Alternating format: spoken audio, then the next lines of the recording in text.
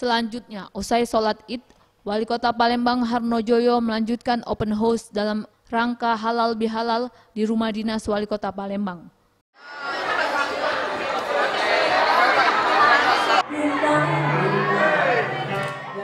Wali Kota Palembang Harnojoyo bersama Ibu menerima tamu untuk bersilaturahmi. Wali Kota Palembang kembali mengingatkan agar semua tetap kompak karena pekerjaan rumah masih banyak dalam pembangunan Kota Palembang.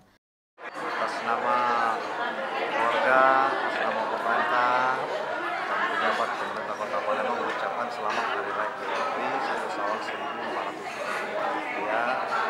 Minal aidin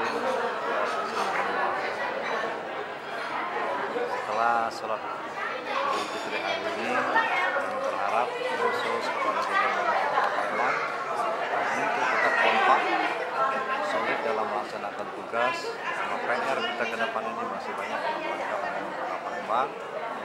Mari kita menjadi pelayan yang baik bagi masyarakat demi kemajuan Kota Palembang kita cintai. Tim Liputan Sriwijaya TV.